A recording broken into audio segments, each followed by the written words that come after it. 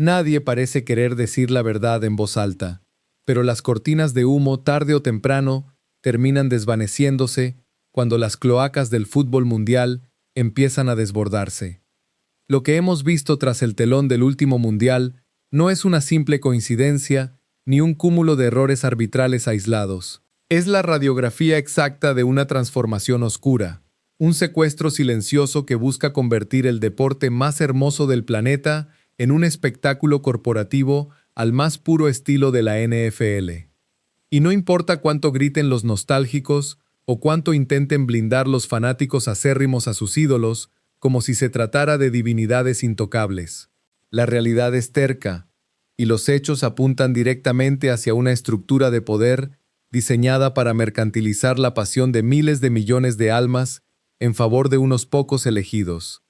Hoy, vamos a destapar el engranaje oculto detrás de la mayor operación de poder y privatización en la historia del balompié internacional.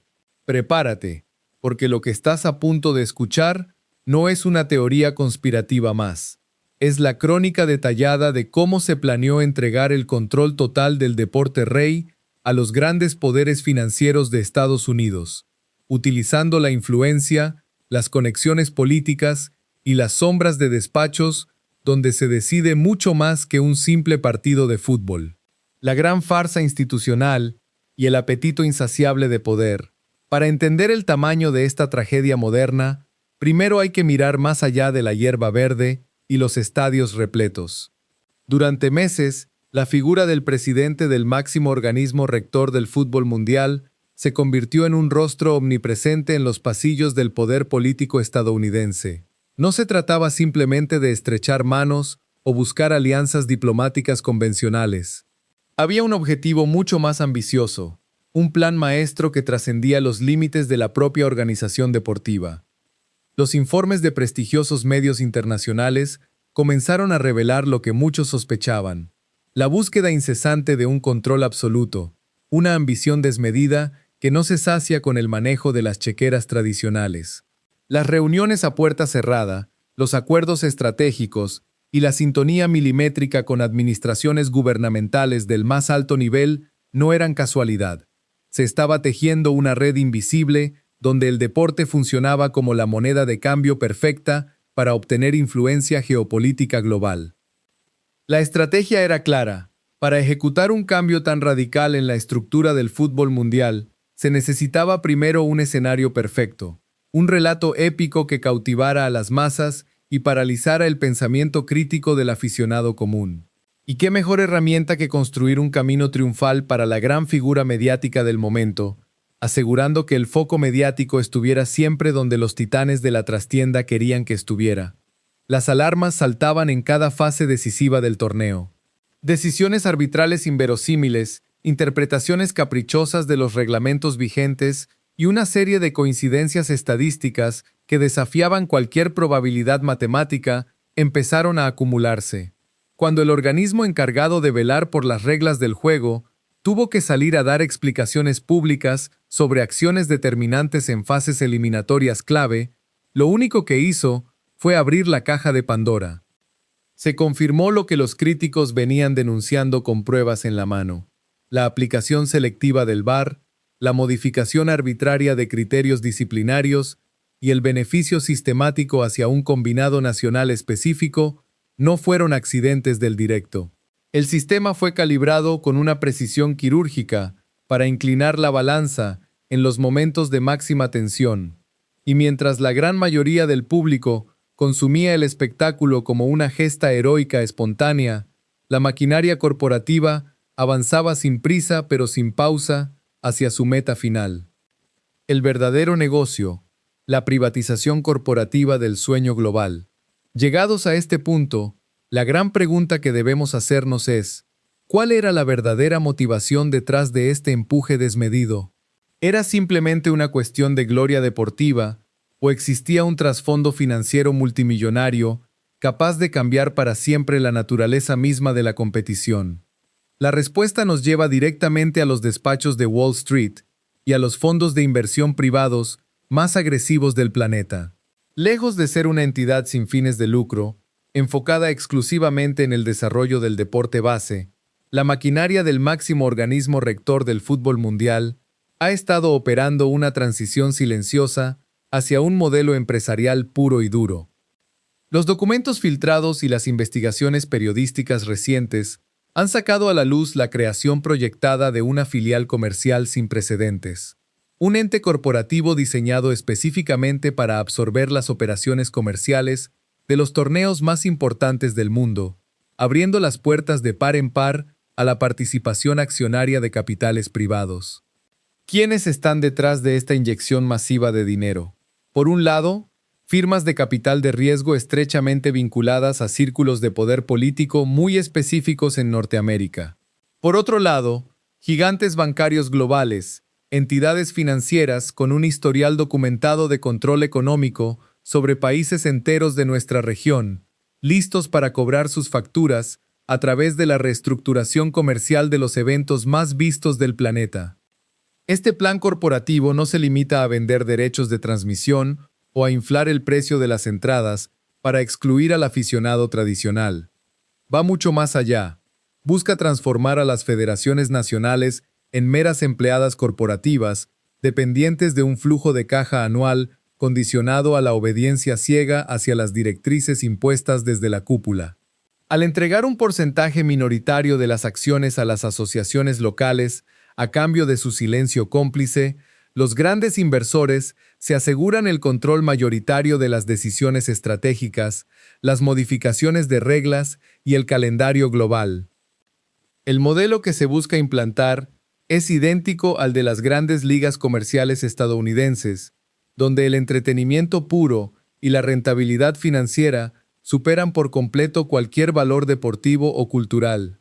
Las pausas comerciales prolongadas, la alteración del ritmo natural de los encuentros y la conversión del hincha en un simple consumidor pasivo son tan solo los primeros síntomas visibles de esta enfermedad institucional. El papel del héroe y la cortina de humo perfecta dentro de esta gigantesca partida de ajedrez geopolítico y financiero, la figura de las grandes estrellas del campo cumple una función muy específica. No se trata únicamente de su talento indudable sobre el césped, sino de su capacidad absoluta para desviar la atención de las masas. Cuando una nación entera sufre crisis económicas profundas, saqueo de recursos naturales y una dependencia financiera asfixiante sostenida por los mismos gigantes bancarios que ahora financian la privatización del fútbol, la consecución de un título deportivo internacional funciona como el analgésico social perfecto. El pueblo necesita creer en milagros. Necesita aferrarse a una bandera para olvidar momentáneamente el colapso estructural que padece bajo sus pies. Y es aquí donde el engranaje encaja a la perfección. La asociación entre el poder financiero, las altas esferas de la política internacional y la cúpula del fútbol mundial encontró en el relato de la redención deportiva el escudo protector ideal. Cada polémica arbitral silenciada, cada beneficio reglamentario aplicado en los momentos más críticos del torneo, se justificaba bajo el dogma intocable de la grandeza del ídolo. Sin embargo, la historia siempre deja cabos sueltos. Cuando las instituciones encargadas de arbitrar los reglamentos internacionales admiten públicamente que los protocolos del videoarbitraje fueron vulnerados para sancionar indebidamente a los rivales directos, el montaje empieza a desmoronarse. Las declaraciones de los organismos rectores, reconociendo errores graves que favorecieron sistemáticamente a un solo bando, confirmaron lo que los analistas más lúcidos llevaban tiempo advirtiendo. El camino hacia la final estuvo pavimentado con una serie de favores invisibles, pero determinantes. A pesar de todo este despliegue de poder, de los acuerdos de última hora y de la presión mediática desmedida, el guión perfectamente escrito sufrió un golpe devastador sobre el terreno de juego. La resistencia inquebrantable de un equipo europeo disciplinado, ordenado y con una propuesta táctica sólida logró descarrilar el plan perfecto en el partido definitivo. Esa victoria por la mínima, sufrida y rocosa, no solo arruinó la fiesta corporativa que se venía preparando durante años, sino que dejó al descubierto las costuras de un sistema que se creía invulnerable. La resistencia europea y el futuro incierto del deporte. Mientras los festejos oficiales intentaban tapar las evidencias y los corifeos mediáticos del régimen defendían lo indefendible, la verdadera muralla de contención comenzó a organizarse en el viejo continente. La UEFA, consciente de la amenaza existencial que representa este modelo de privatización absoluta, levantó la voz con una firmeza inusitada, exigiendo la intervención directa de comisiones de investigación independientes para frenar el golpe maestro que se está gestando en los despachos. El mensaje emitido por las altas instancias del fútbol europeo fue cristalino y directo. La esencia, el alma y la gobernanza del deporte global no son activos comerciales sujetos a subasta pública, ni pueden ser entregados a corporaciones extranjeras bajo una absoluta falta de transparencia. La soberanía del juego pertenece a quienes lo practican, a los clubes, a las ligas nacionales y, sobre todo, a los millones de aficionados que sostienen esta industria con su pasión desinteresada día tras día. El peligro sigue latente. Con la perspectiva de procesos electorales inminentes en los próximos años, la maquinaria que busca consolidar el control corporativo del fútbol mundial no ha detenido su marcha. Los acuerdos están sobre la mesa, los inversores esperan su turno y los operadores políticos continúan moviendo sus fichas desde la sombra para asegurar que la estructura directiva responda únicamente a los intereses del gran capital. Nos encontramos en una encrucijada histórica. O el ecosistema futbolístico global reacciona con contundencia frente a este asalto institucional, o terminaremos siendo testigos silenciosos de la muerte definitiva del deporte tal como lo hemos conocido siempre. La transformación en un producto de consumo masivo, desprovisto de valores genuinos y controlado por un puñado de tecnócratas millonarios, está a un solo paso de materializarse de forma irreversible. 3 puntos para entender el colapso institucional. Para sintetizar la gravedad absoluta de esta crisis estructural que amenaza el futuro del fútbol mundial, debemos retener 3 conclusiones fundamentales que resumen el panorama actual.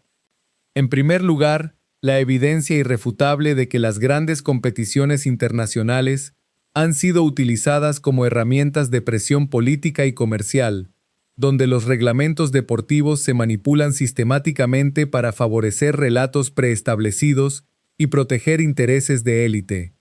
En segundo lugar, el peligro real e inminente de la privatización corporativa a través de filiales comerciales diseñadas exclusivamente para transferir el control operativo y los beneficios económicos multimillonarios a fondos de inversión y gigantes bancarios internacionales.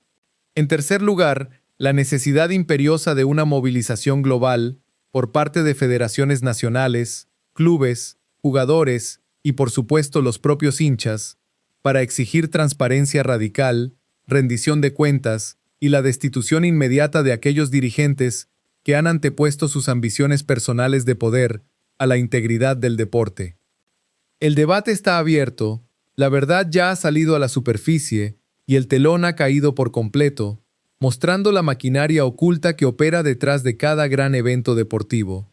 Ahora la pelota está en nuestro tejado y el silencio ya no es una opción válida para ningún aficionado que respete la historia y los valores tradicionales del balompié.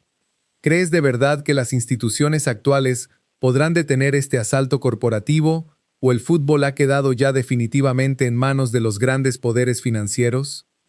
Déjanos tu opinión detallada en la sección de comentarios aquí abajo. Comparte este análisis con todos tus amigos y conocidos amantes del deporte. Apoya nuestro contenido dejando un gran pulgar arriba y, sobre todo, asegúrate de suscribirte al canal para no perderte ninguna de las investigaciones exclusivas que seguiremos destapando en los próximos meses. Nos vemos en la siguiente entrega. Hasta pronto.